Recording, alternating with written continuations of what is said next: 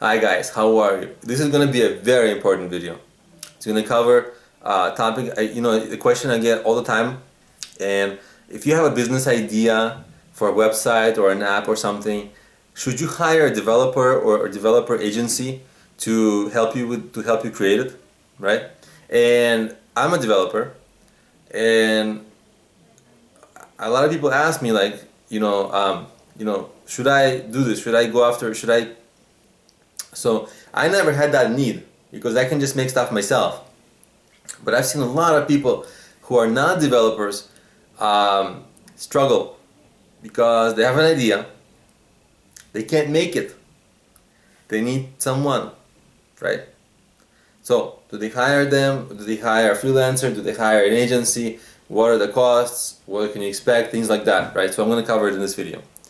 So I don't really like hiring developers or agencies. I'm against it a little bit, and I don't really recommend it because number one, the best practice is if you can get a technical co-founder, and so you're like the business person, they're the technical person. Together, you're a great match.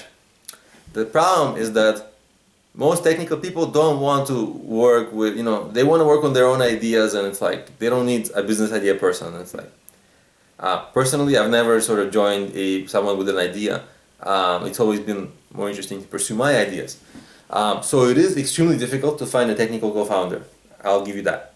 But and many people, what happens is like they still want to pursue that idea. But instead of focusing on recruiting like crazy, and recruiting literally can take months, and it's difficult. There's a lot of trials and tribulations in it. Recruiting is hard. I mean, I'm talking about recruiting for your technical co-founder. So a lot of people skip that part and they go right into building it, right? So the other alternative is hiring someone.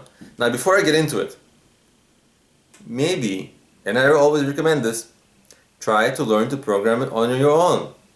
Try to learn to make it on your own. It will be cheaper, and you'll give yourself an extremely, by learning how to program your app or website, you may realize it is not as difficult as you think. And you'll be giving yourself an incredibly valuable skill, because let's say this business doesn't work out. Well, for your next business, you can just create that business, right? Because now you'll know how to make apps and websites and things like that. So you'll be really giving yourself a long-term skill that you can also get a job with, a pretty well-paying job, right? So you can do that. Now, a lot of people, they like, oh yeah, that would be great if I learned how to program, but I don't have the time. And so they go to hire an agency. What happens when you hire someone? It's each agency or freelancer.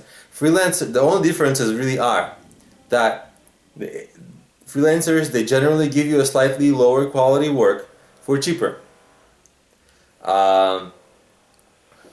Because agencies tend to have a lot more experience with the stuff. They tend to have more balanced teams, they can give you good design and like good product. So agencies, they generally provide a better result.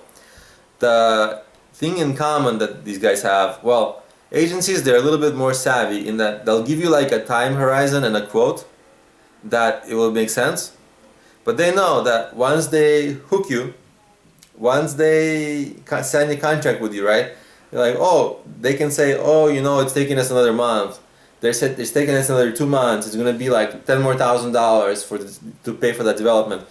And guess what? You can't leave. You can't say no because your product is not done.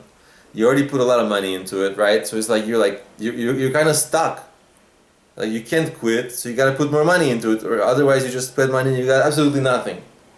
And this is something that agencies understand extremely well.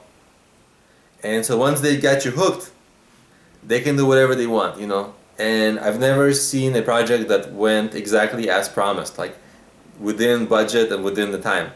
I see most of the time different agencies, but they always kind of take more time and more money than they initially quote you.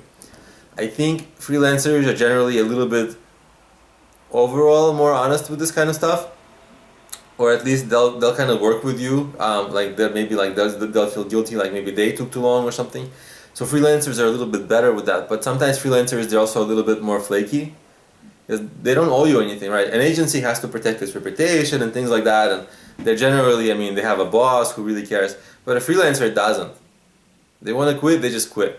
right? So there's that risk, and it's a real risk. So I mean, whether you hire a freelancer or an agency, it's really fraught with risks. The financial risk, things like that, right? I mean, it's pretty expensive, and if you hire a good agency, it's gonna be really, really expensive. If you hire a bad agency, sometimes you pay what you get what you pay for, and it's tricky. I mean, it is really tricky. So I do recommend spending more time on pursuing technical founders, and certainly my favorite is if you would learn to make the thing on your own.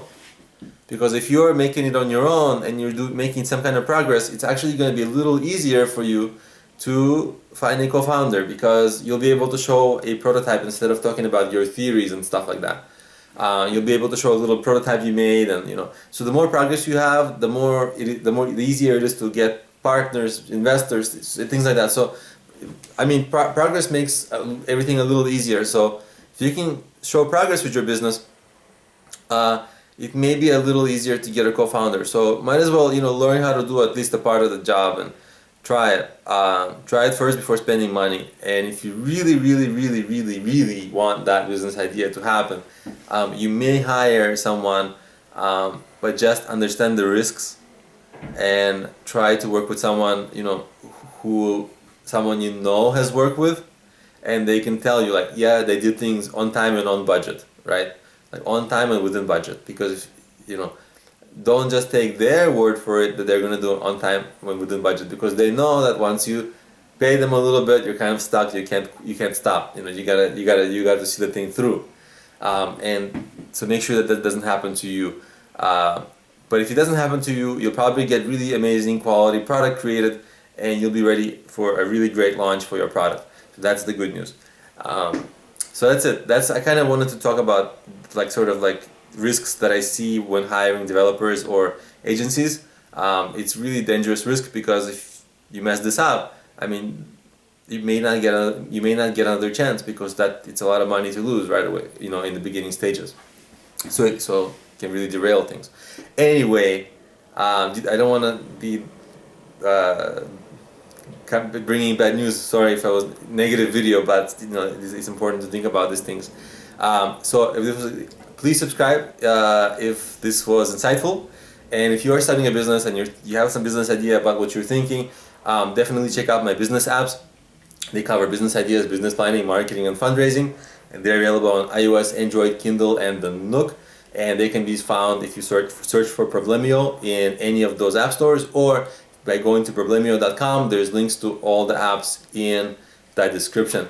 Thanks for watching, and I'll see you in my next video. Bye.